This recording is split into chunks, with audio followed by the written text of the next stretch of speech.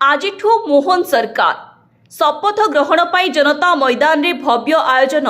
भुवनेश्वर जनता मैदान रे होईछि भव्य आयोजन। प्रधानमंत्री नरेंद्र मोदी व केंद्र गृहमंत्री अमित शाह उपस्थिति रे आयोजित हेब शपथ ग्रहण उत्सव। मोहन को मुंडरे सीएम मुकुट। केउझर विधायक मोहन चरण माझी हेबे ओडिशार नुआ मुख्यमंत्री।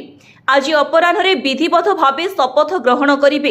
एथिलागि भुवनेश्वर जनता मैदान रे होईछि भव्य आयोजन। प्रधानमंत्री नरेंद्र मोदी व केंद्र गृहमंत्री अमित शाह उपस्थिति रे आयोजित हेब शपथ ग्रहण उत्सव। बीजेपी विधायक दल बैठक में मुख्यमंत्री भावे मोहन चरण माझी ना घोषणा हेबा परे तांको ऑर्डर ऑफ अपॉइंटमेंट प्रदान करिसेंति राज्यपाल रघुवर दास। एथिसह तांको राज्य रे सरकार गठन लागि आमंत्रण करिसेंति। मुख्यमंत्री सह दुई उपमुख्यमंत्री नाम मध्य घोषणा होईछि।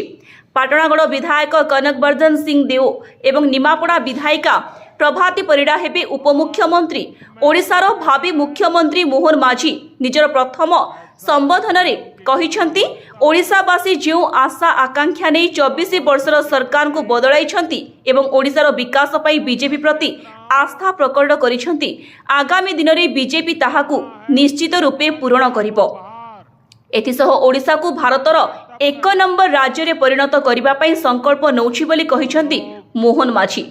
भुवनेश्वर स्थित राज्य बीजेपी कार्यालय रे विधायक दलर बैठक बसिथिला। एथिरे दुई केंद्रीय पर्यवेक्षक राजनाथ सिंह और भूपेन्द्र यादव को सह ओडिशार 3 केंद्र मंत्री लोकसभा सांसद और विधायक माने जोग देइथिले। घंटाएरु अधिक समय बैठक परे मुख्यमंत्री और उपमुख्यमंत्री ना घोषणा करथिले राजनाथ सिंह।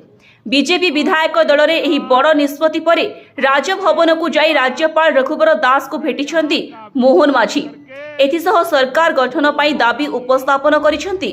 मोहन को सह दुई भावी उपमुख्यमंत्री राजनाथ सिंह, राज्य बीजेपी सभापति मनमोहन सामल, बीजेपी राष्ट्रीय उपाध्यक्ष बैजयंत पंडा एवं अन्य वरिष्ठ नेता माने शामिल होइथिले।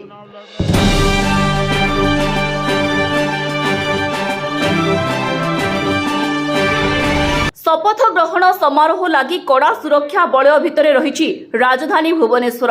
उत्सव लगी 67 प्लाटून फोर्स मुतयन होइछंती। तमाम कार्यक्रम परिचालन लगी जड़े आईजी और 2 डीआईजी को दायित्व मिली। केवल जनता मैदान सुरक्षा तदारख करेंगे आईजी प्रवीण कुमार। सेहिभली डीआईजी सार्थक षडंगी एयरपोर्ट एवं उमाशंकर दास ट्राफिक परिचालना कथा बुझिबे।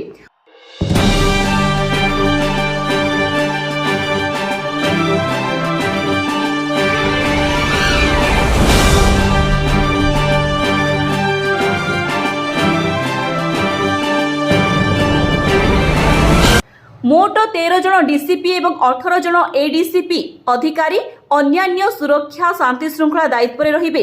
दिन 2टा ठारू 7टा पर्यंत संपृक्त अंचल रे ट्राफिक कटकणा लागि रहिबो। जयदेव बिहारू नालको छक एवं संलग्न गली रास्ता रे गाड़ी चलाचल उपरे मध्य कटकणा जारी करा जायछि। Bureau report, new Odisha TV.